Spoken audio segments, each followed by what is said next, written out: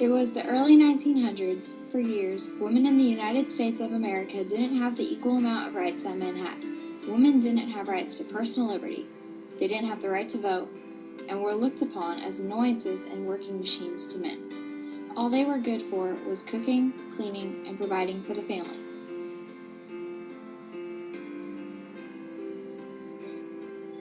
The battle to eliminate the discrimination against females has been an ongoing issue since the 1700s. It has been a huge change in the past century and has touched and changed the lives of many women. Women's rights started on the East Coast, where women did not have the right to vote. In other parts of the country where they did have the right to vote, they were still not thought of as equals. During the women's rights movement, men and women shared very different views.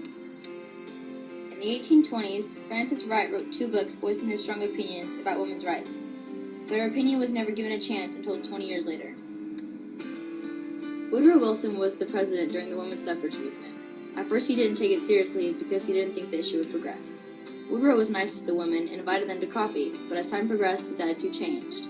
He began to lock up women in jail after some of the radical things they did to protest. He said their methods were unfeminine, unpatriotic, and insulting.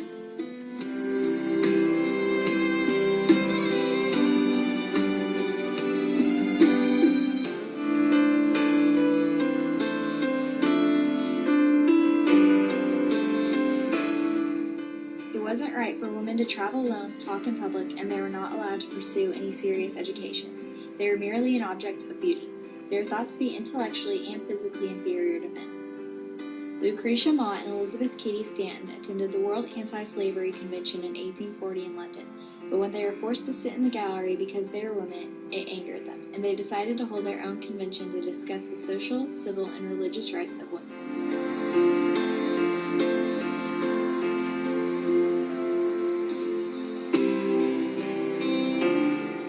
After Mott and Stanton were angered for being forced to sit in the gallery, they decided to hold their own convention in 1848. Women held the convention in Seneca Falls, New York, where women's suffrage was formally started.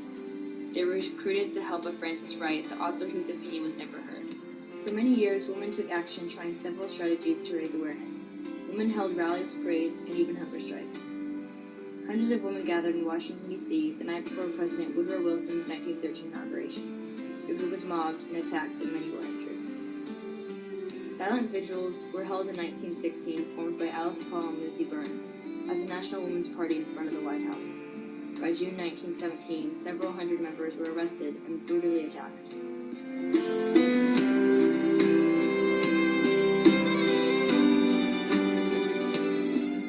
When women were married, they were second to their husbands, not even allowed to walk down the street by themselves or talk in public.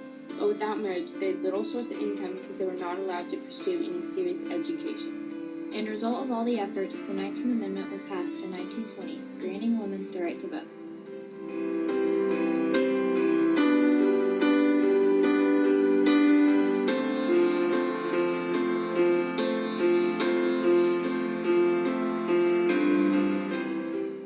Women will always be dependent until she holds a purse of her own, because men and women are the complement of one another. We need a woman's thoughts in national affairs to make a safe and stable government.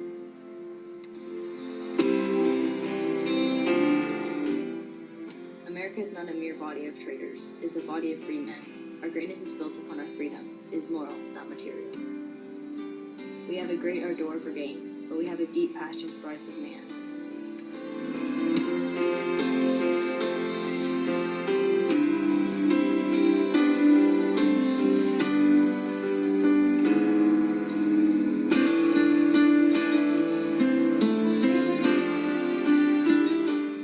Oprah Winfrey has impacted the media through television and in turn impacting millions of lives. Where would we be if Oprah wasn't allowed to pursue the career she has now? Hillary Clinton, a prominent politician in America today, has led the efforts in healthcare and child civil rights, among other things. So where would America be today if women didn't have a role in politics? Angelina Jolie has impacted the culture through her prominent career, which has allowed her to become so heavily involved in charity work. Where would America be today without the women in the media giving back?